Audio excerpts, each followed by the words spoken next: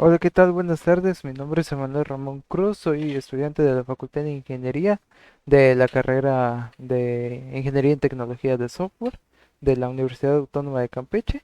Y voy a presentar un video sobre cómo crear una base de datos, cómo crear sus tablas, ingresar datos a los campos de esas tablas y ver la información de dichas tablas. Entonces, para comenzar, usamos el comando create database y el nombre de que le queremos dar a la base de datos, en este caso es school. Y para poder hacer todo lo antes mencionado necesitamos usar la base de datos. Entonces para eso hacemos uso del comando use y el nombre de la base de datos que queremos usar, en este caso es school. Una vez hecho esto podemos empezar a crear las tablas. Creamos la tabla student y vamos poniendo el nombre de los campos que queremos que tenga esta tabla, y a cada campo vamos a especificarle su tipo de dato.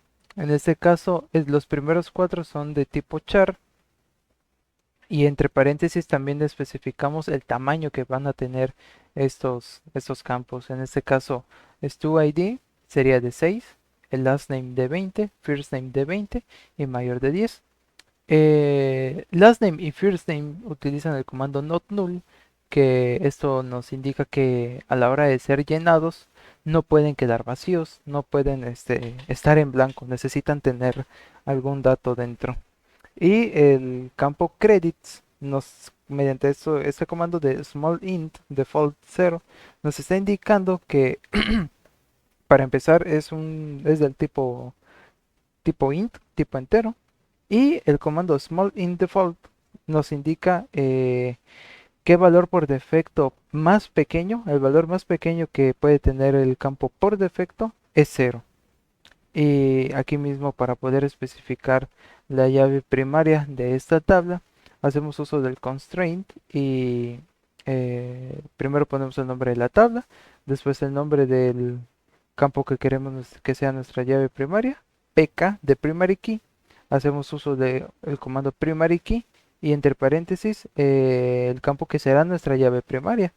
En este caso es tu ID. Esto de aquí lo único que nos está haciendo es que nos está checando o revisando que el valor de credits sea mayor a cero y menor a 150. Esto quiere decir que este campo no puede tener más de 150, no puede tener un valor mayor a 150. Eso. Ahora, para crear la tabla faculty, lo mismo. Ponemos los campos que queremos y especificamos su tipo de dato. En este caso, los cuatro son de tipo char. Les especificamos su tamaño. Y en este caso, fact name y department son not null o no pueden estar vacíos. Aquí nuestra llave primaria será fact ID y la especificamos de la manera en la que se mencionó antes. Para la tabla class, lo mismo, solamente que en esta tabla ya especificamos también lo que es una llave foránea. Una llave foránea nos sirve para poder hacer que dos o más tablas se puedan relacionar entre sí. ¿Y cuál es esa relación? La llave foránea. La llave foránea nos indica qué dato o de qué manera se están relacionando o por qué tienen una cierta relación dos o más tablas. Para hacerlo es lo mismo que con las llaves primarias, constraint, el nombre de la tabla, el nombre del campo que es nuestra llave foránea, fk de foreign key, el comando foreign key, entre paréntesis el campo que será nuestra llave foránea, y reference nos indica de qué tabla viene esa llave foránea. En este caso es de faculty y aquí lo tenemos. FactID es nuestra llave foránea y es de la tabla faculty. Y entre paréntesis volvemos a poner el campo. En este caso, FactID. Y por último tenemos nuestra tabla enroll, que pues prácticamente es lo mismo que hemos estado viniendo. Solamente que aquí tenemos dos llaves foráneas.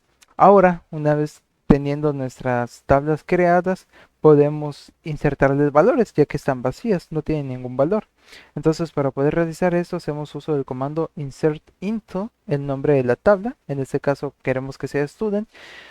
Y entre paréntesis y separado por comas, vamos a ir poniendo los valores a los que queremos añadirle algún dato. En este caso serán los 5. Entonces, después de esto, hacemos uso del comando values y debajo de él vamos a ir añadiendo los valores que queremos que se añadan a los datos. Estos valores se añaden respectivamente. Esto quiere decir que este valor, el primer valor que fue añadido, irá al primer campo, porque al ser de esa manera, respectivamente, pues el campo que se encuentre primero o segundo pues recibirá el dato. En este caso, como StuID es el primer campo que fue especificado, el primer dato que se escriba para guardar será guardado en el campo de StuID.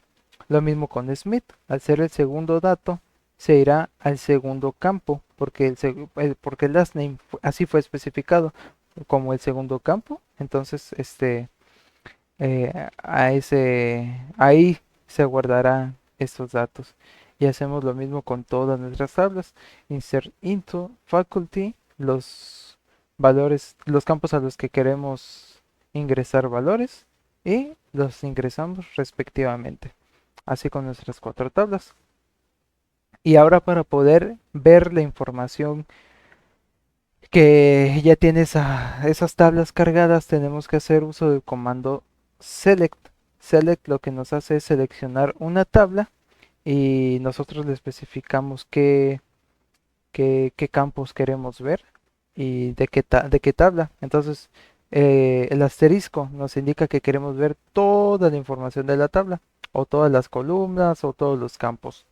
Entonces, y el comando from nos especifica de qué tabla vamos a querer ver toda esa información, en este caso student, y lo mismo con faculty, class y enroll. Entonces, procedo a mostrar la información que registramos en la tabla student. Y aquí lo tenemos. Nos dice aquí que para StuID tenemos 3, 6, 7, 8.